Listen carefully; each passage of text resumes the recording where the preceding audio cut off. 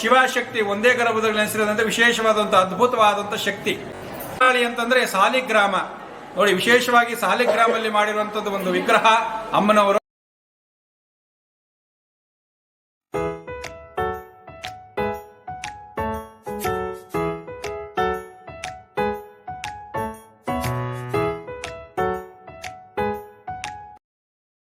ನಮಸ್ಕಾರ ಕರ್ನಾಟಕ, ಎಲ್ಲರೂ ಹೇಗಿದ್ದೀರಾ? ಚೆನ್ನಾಗಿದ್ದೀನಿ ಅಂದ್ಕೊಂಡಿದ್ದೀನಿ.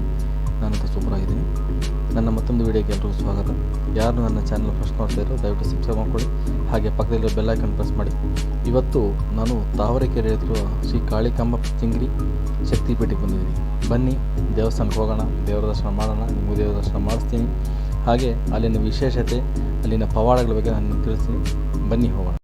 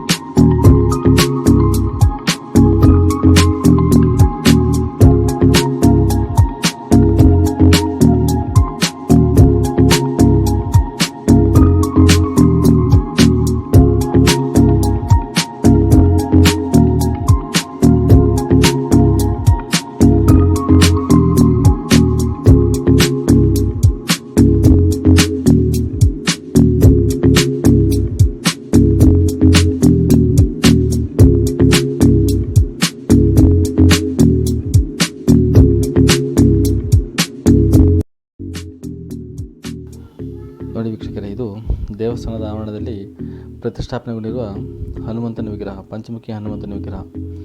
ಇದು ದೇವಸ್ಥಾನದ ಆವರಣದಲ್ಲಿ ನಮಗೆ ಒಳಗೆ ಬಂದಿದ ತಕ್ಷಣ ಕಾಣಿಸುವ ಮೊದಲ ವಿಗ್ರಹ.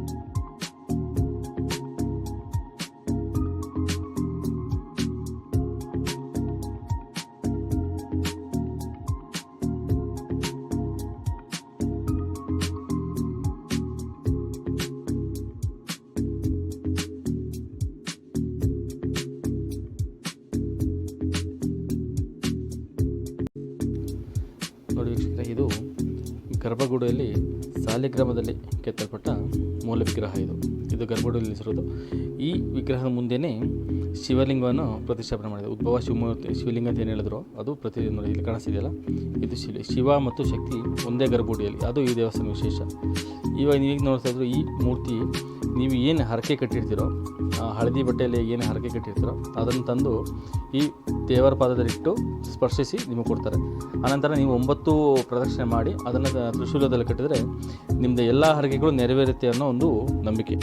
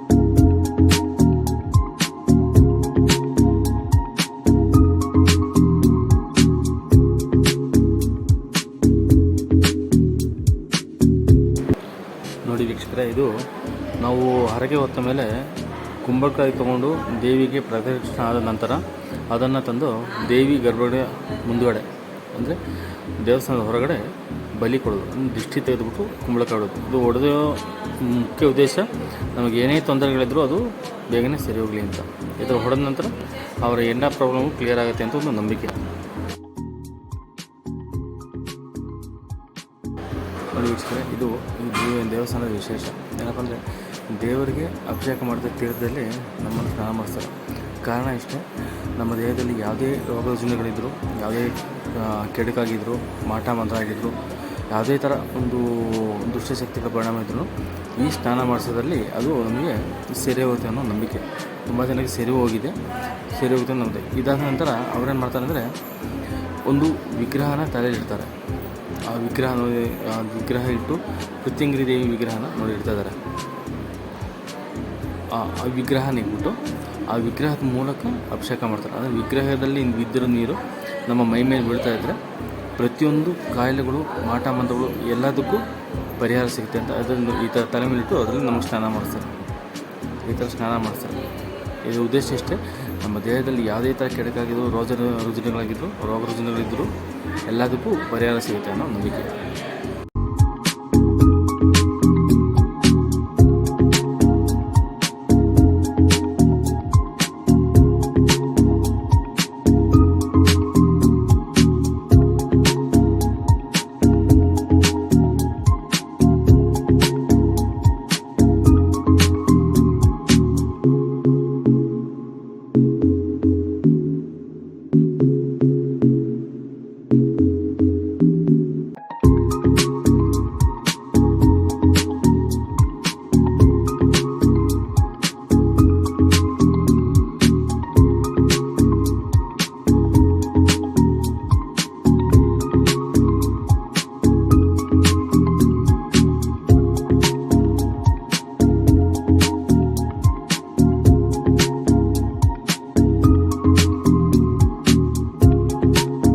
ದೇವಸ್ಥಾನ ತುಂಬ ವಿಶೇಷ ಕೇಳ್ಬಿಟ್ಟು, ಇನ್ನೊಂದೇನೆಂದರೆ ಯಾವುದೇ ದೇವಸ್ಥಾನ ಕುಂಬಳಕಾಯಿ ದೀಪ ಅಂತ ಕೇಳ್ಬಿಟ್ಟಿದ್ದೀನಿ.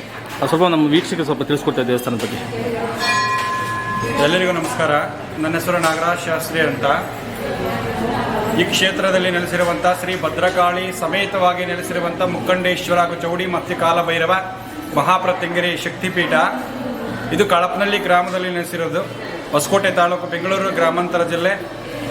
ಇದು ಬೆಂಗಳೂರಿಂದ ಕೋಲಾರ ಹೈವೇಲಿ ಬರುವಂಥದ್ದು ದೇವಸ್ಥಾನ, ವಿಶೇಷವಾದಂಥ ಶಕ್ತಿಪೀಠ. ಇಲ್ಲಿ ವಿಶೇಷತೆ ಏನಂತಂದರೆ, ಮೊದಲಿಗೆ ಅಮ್ಮನ ಸ್ಮರಣೆ ಮಾಡುತ್ತಾ ಅದರ ವಿಶೇಷಗಳನ್ನು ತಿಳಿಸ್ಕೊಡ್ತೀನಿ. ಸರ್ವಮಂಗಲ್ಯೇ ಶಿವೆ ಸರ್ವಪ್ರಸಾದಿಕೆ ಶರಣ್ಯೇ ತ್ರಂಬಕೆ ಗೌರೇ ನಾರಾಯಣೇ ನಮಸ್ತುತೆ ವಿಶ್ವಮಂಗಳೇ ದೇವಿ ಚ ವಿಶ್ವವಿದ್ಯಾ ವಿನೋದಿನಿ ಲೋಕಮಾತಾ ನಮಸ್ತುಭ್ಯಂ ಭದ್ರಕಾಳಿಯೈ ನಮಃ. ಲೋಕಜನನಿ ಲೋಕಮಾತೆ, ಸರ್ವರಿಗೂ ಮಾತೆಯಾದಂಥ ಶ್ರೀ ಭದ್ರಕಾಳಿ ಅಮ್ಮನವರು ಕ್ಷೇತ್ರ. ಇಲ್ಲಿ ವಿಶೇಷತೆ ಏನಪ್ಪ ಅಂತಂದರೆ, ಭದ್ರಕಾಳಿ ಮತ್ತು ಸಮೇತವಾಗಿ ನೆಲೆಸಿರುವಂಥದ್ದು ಶಿವ.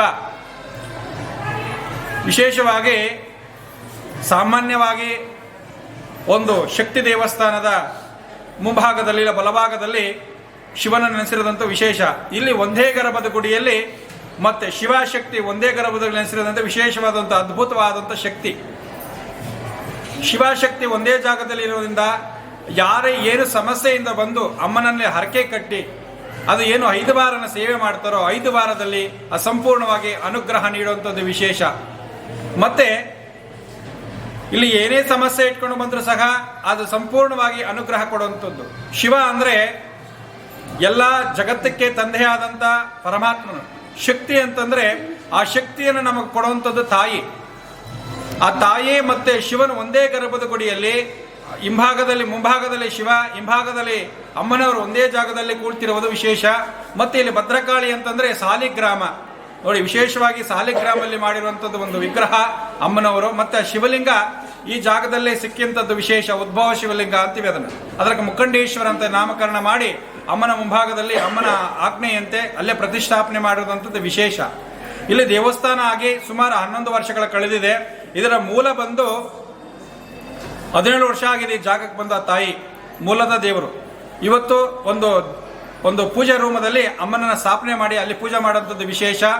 ಇಲ್ಲಿ ಒಂದು ಹೊಳೆಯಲ್ಲಿ ಸಿಕ್ಕಿರುವಂಥದ್ದು ಮರದ ವಿಗ್ರಹ ಬಂದು ಇಲ್ಲಿಗೆ ಸೇರಿ 17 ವರ್ಷ ಆಯಿತು. 17 ವರ್ಷ ಆದಮೇಲೆ 6 ವರ್ಷ ಕಳೆದ ಮೇಲೆ ದೇವಸ್ಥಾನಕ್ಕೆ ಒಂದು ಅನುಕೂಲ ಮಾಡಿಕೊಟ್ಲು. ಬರುವಂಥ ಭಕ್ತರಿಗೆ ಅನುಕೂಲ ಆಗಬೇಕು, ಯಾಕಂದ್ರೆ ಮನೆಯೊಳಗೆ ಬರೋಕ್ಕಾಗಲ್ಲ ಪ್ರತಿಯೊಬ್ಬರೂ.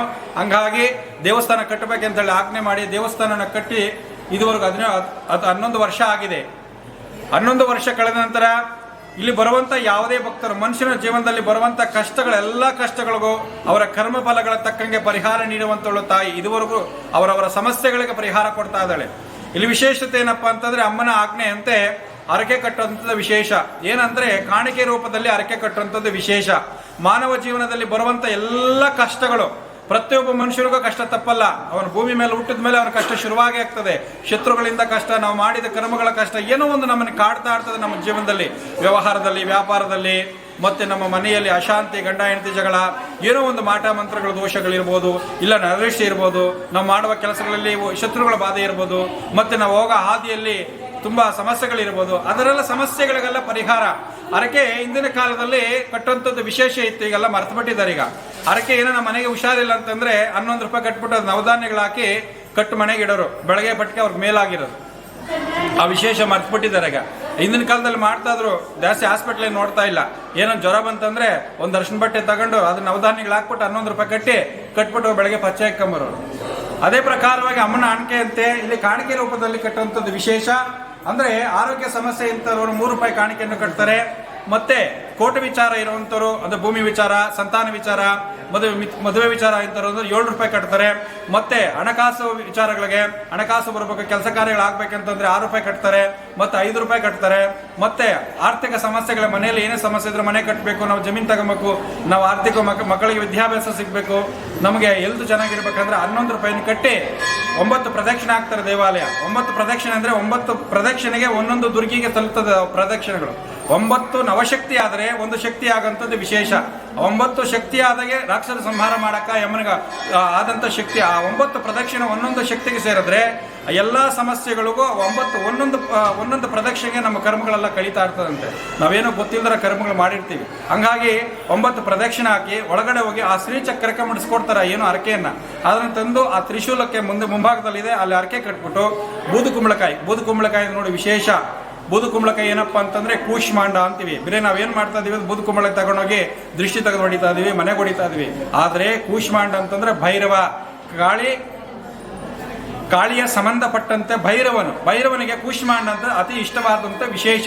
ಶಿವನ ಮುಂದೆ ಇರೋದ್ರಿಂದ ಆ ಕೂಷ್ಮಾಂಡ ಅಂತಂದ್ರೆ ನಮ್ಮ ಜೀವನದಲ್ಲಿ ಏನೇ ಕಷ್ಟ ಇದ್ರೂ ಸಹ ಆ ಕೂಷ್ಮಾಂಡವನ್ನು ದೀಪ ಹಚ್ಚಿ ಆ ದೇವರಿಗೆ ಬೆಳಗಿ ಅಲ್ಲಿಟ್ಟೋದ್ರೆ ಸಂಪೂರ್ಣವಾಗಿ ನಿವಾರಣೆ ಆಗುವಂಥದ್ದು ವಿಶೇಷ.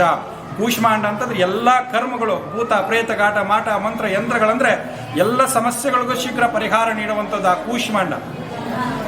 ಇಲ್ಲಿ 365 ದಿನದ ಬತ್ತಿ ಹಾಕಿ ಅದರಲ್ಲಿ ಎಳ್ಳೆಣ್ಣೆ ಹಾಕಿ ಆ ದೀಪನ್ನು ಕೊಡ್ತಾರೆ. ಅದು ಎಲ್ಲ ಉರಿದೋಗ್ತದೆ, ಉರಿದೋಗಿ 2 ಅವರ್ ಉರಿತದೆ. ಆ ಉರಿದಾಗ ಏನಾಗ್ತದೆ, ನಾವು ಮಾಡಿದ ಕರ್ಮಗಳು ನಮ್ಗೇನೇ ದೃಷ್ಟಿ ಆಗಿದ್ರು ಸಹ ಆ ಕೂಷ್ಮಾಂಡದಲ್ಲಿ ಅತಿ ಶೀಘ್ರದಲ್ಲಿ ಪರಿಹಾರ ಕೊಡುವಂಥದ್ದು ವಿಶೇಷ. ನಮ್ಮ ಜೀವನದಲ್ಲಿ ಏನೇ ಸಮಸ್ಯೆ ಇದ್ರೂ ಸಹ ಪರಿಹಾರ ಆಗುವಂಥದ್ದು. 3 ವಾರ ಕೂಷ್ಮಾಂಡದ ದೀಪ ಹಚ್ಚುತ್ತಾರೆ.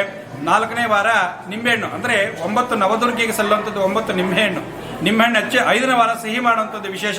ಬೆಲ್ಲದ ಆರತಿ ಅಂದ್ರೆ ಶಿವನಿಗೆ ಮೃತ್ಯುಂಜಯನಿಗೆ ಪ್ರಿಯವಾದಂಥದ್ದು ಬೆಲ್ಲದ ಆರತಿ. ಆ ಬೆಲ್ಲದ ಆರತಿ ಮಾಡಿದಾಗ ಅದಂತರ ಕೆಲಸ ಕಾರ್ಯಗಳನ್ನು ನಾವೇನು ಕಟ್ಟಿರ್ತೀರೋ ಅದು ಶೀಘ್ರವಾಗಿ ಅನುಗ್ರಹ ನೀಡುವಂಥದ್ದು ಬೆಲ್ಲದ ಆರತಿ ಮುಗಿದ ಮೇಲೆ. ಕೆಲವರಿಗೆ 3 ವಾರಕ್ಕಾಗುತ್ತೆ, ಕೆಲವರಿಗೆ 2 ವಾರ ಆಗುತ್ತೆ, ಕೆಲವರು 5 ವಾರ ಕಳೆದ ಮೇಲೆ ಆಗುತ್ತೆ. ಯಾರು ನಿರಾಶೆ ಆಗಬೇಡಿ. ಇಲ್ಲಿ ಬಂದ ಮೇಲೆ ಖಂಡಿತವಾಗ ಆ ತಾಯಿ ನಮ್ಮ ಬಂದು ಪಾದ ನಿಮ್ಮ ಇಲ್ಲಿಗಿಟ್ಟ ಮೇಲೆ ಅದು ಸಂಪೂರ್ಣವಾಗಿ ಅನುಗ್ರಹ ನೀಡುವಂಥದ್ದು ವಿಶೇಷ. ಇಲ್ಲಿ ಎಲ್ಲಾ ಶಕ್ತಿ ದೇವತೆಗಳನ್ನು ನಡೆಸಿರುವಂಥದ್ದು ವಿಶೇಷ. ಈಗ ಸ್ವಾಮಿ ನಾವು 5 ವಾರ ಬಂದಿದ್ದು ನಮ್ಮ ಕೆಲಸ ಆಗಿಲ್ಲ, ಬಿಡಬೇಡಿ, 9 ವಾರ ಮಾಡಿ ಅದ್ರ ಫಲ ನೋಡಿ. ನಿಮ್ಗೆ ಯಾವತ್ತು ಯಾರು ದೇವರು ನಂಬಿದ್ರೆ ಯಾವತ್ತು ನಮ್ಮನ್ನು ಕೆಡಿಸಲ್ಲ. ಇವತ್ತು ಪ್ರಪಂಚಕ್ಕೆ ನಡೆಸ್ತಾ ಇರೋದೇ ಅವರು. ನಾವು ಇವತ್ತು ಯಾವ ನಿಜವಾದ ದೇವ್ರು ನಾವು ನೋಡಕ್ಕಾಗಲ್ಲ, ನಾವು ಯಾವತ್ತೂ ನೋಡಕ್ಕಾಗಲ್ಲ. ಅದೊಂದು ದೇವಸ್ಥಾನ ಮಾಡಿ ಅದೇ ಒಂದು ದೇವಲೋಕ, ಅಲ್ಲೇ ದೇವಲೋಕ ಸೃಷ್ಟಿ ಆಗ್ತದೆ. ಒಂದು ಮೂರ್ತಿಯನ್ನು ಮಾಡಿ ಆ ಮೂರ್ತಿಗೆ ಪ್ರಾಣ ಪ್ರತಿಷ್ಠೆ ಮಾಡಿ ಆ ದೇವತೆ ಅಲ್ಲಿ ಹೋಗಿ ಬರ್ತಾ ಇರ್ತಾಳಂತೆ.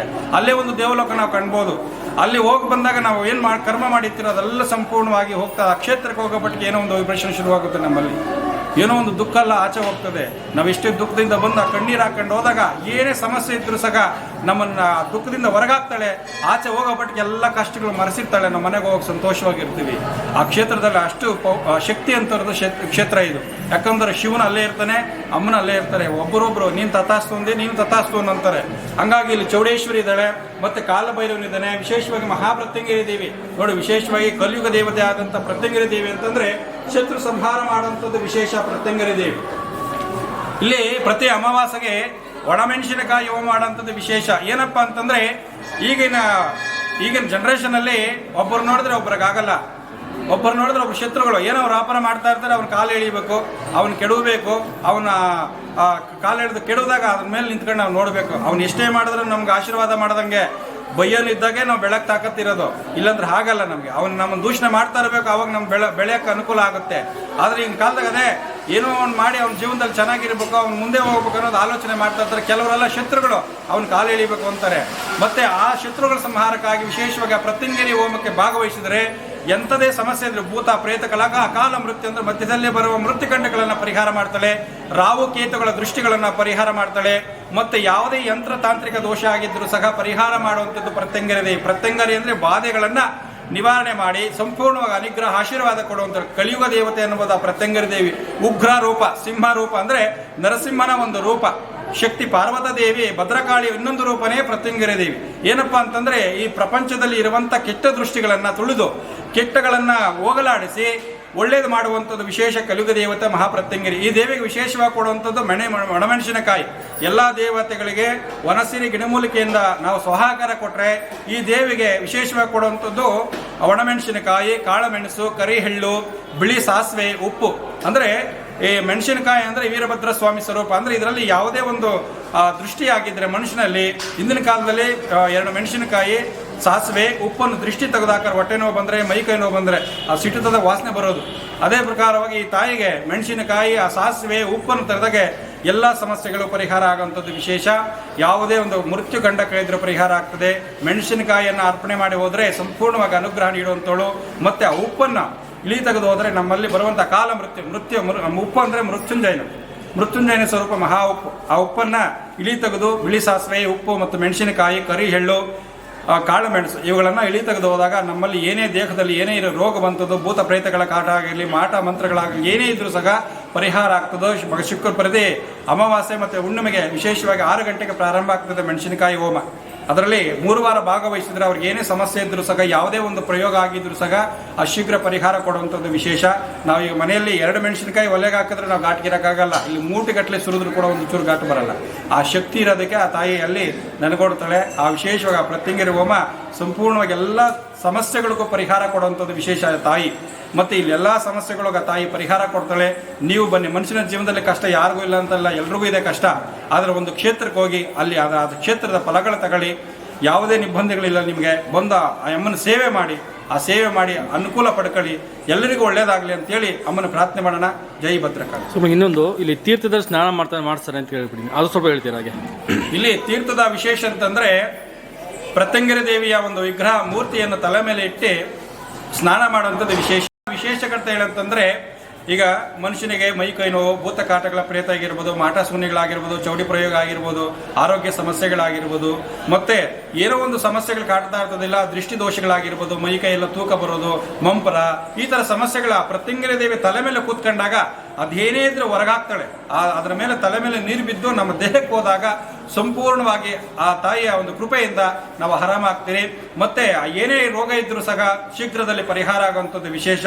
ಅದರಲ್ಲಿ ಪ್ರತ್ಯಂಗಿರಿ ದೇವಿ ಅಂತಂದ್ರೆ ಸಾಲಿಗ್ರಾಮದ ಒಂದು ಅಭಿಷೇಕದ ನೀರು, ಮತ್ತೆ ಆ ಅಮ್ಮನವರ ಅಭಿಷೇಕ ಮಾಡಿದ ನೀರು, ಮತ್ತೆ ಶಿವನಿಗೆ ಅಭಿಷೇಕ ಮಾಡಿದ ನೀರು ಇವರನ್ನ ಶೇಖರಣೆ ಮಾಡಿ ಆ ಸ್ನಾನಕ್ಕೆ ಉಪಯೋಗಿಸಿ, ಅದರಲ್ಲಿ ಧನ್ವಂತರಿಯ ಮಂತ್ರನ ಪ್ರಾಣ ಪ್ರತಿಷ್ಠೆ ಮಾಡಿ, ಅದನಂತರ ಅದರಲ್ಲಿ ಅರ್ಶನ ಅಂದ್ರೆ ದೇವತೆಗೆ ವಿಶೇಷವಾದ ಒಂದು ಅರ್ಶನ ಮೈ ಮೇಲೆ ಬಿದ್ದಾಗ ಎಲ್ಲ ಕರ್ಮಗಳು ಕೂಡ ಸಹ ಪರಿಹಾರ ಆಗುವಂಥದ್ದು ವಿಶೇಷ. ಆ ಸ್ನಾನದ ವಿಶೇಷ. ಏನೇ ಕರ್ಮಗಳು ಮಾಡಿದ್ರೆ ಮನುಷ್ಯನಿಗೆ ಆ ತಾಯಿ ತಲೆ ಮೇಲೆ ಕೂತ್ಕೊಂಡು 2 ಚಮಚ ನೀರು ಹಾಕಿದಾಗ ಆ ನೀರು ಹೋದಂಗೆ ನಮ್ಮ ದೇಹದಲ್ಲಿರುವಂಥ ಕರ್ಮಗಳೆಲ್ಲ ಹರಿದು ಹೋಗ್ತದೆ. ವಿಶೇಷ ಅದು ಸ್ನಾನದ ವಿಶೇಷ. ಇಲ್ಲಿ ವಿಶೇಷವಾಗಿ ಯಾವತ್ತು ಮಾಡ್ತಾರೆ ಸ್ನಾನ? ಆ ಶುಕ್ರವಾರ, ಮಂಗಳವಾರ, ಭಾನುವಾರ, ಅಮಾವಾಸ್ಯೆ, ಹುಣ್ಣಿಮೆಗೆ. ಅದಕ್ಕೆ ಸಪ್ರೇಟಾಗಿ ಫಸ್ಟ್ ಇನ್ಫಾರ್ಮ್ ಮಾಡುವಾಗ ಹೇಗೆ? ಇಲ್ಲ, ಇರುತ್ತೆ. ಪ್ರತಿ ವಾರದಲ್ಲೂ ಪ್ರತಿ ದಿವಸ ಇರುತ್ತೆ. 3 ಗಂಟೆವರೆಗೂ ನಡೀತಾ ಇರ್ತದೆ ಅದು. Thank you so much. Okay, ನಮಸ್ಕಾರ. ನೋಡಿದಲ್ಲ ವೀಕ್ಷಕರೇ, ಇದು ಶ್ರೀ ಕಾಳಿಕಾದೇವಿ ಪ್ರತ್ಯಂಗಿರಿ ದೇವಿಯ ಒಂದು ಶಕ್ತಿಪೀಠ. ಕಾಳಿಕಾದೇವಿ ಶಕ್ತಿಪೀಠ ಅಂತ, ಭದ್ರಕಾಳಿ ಶಕ್ತಿಪೀಠ ಅಂತಾರೆ. ಇದರ ಹರಕೆ ವಿವರ ನಾನು ವೀಡಿಯೋ ಕೊನೆಯಲ್ಲಿ ನೋಡ್ತೀನಿ. ಇದೇ ಥರ ಮತ್ತೊಂದು ವೀಡಿಯೋದಲ್ಲಿ ಸಿಗ್ತೀನಿ. ಎಲ್ಲರಿಗೂ ಟೇಕ್ ಕೇರ್, ಬಾಯ್.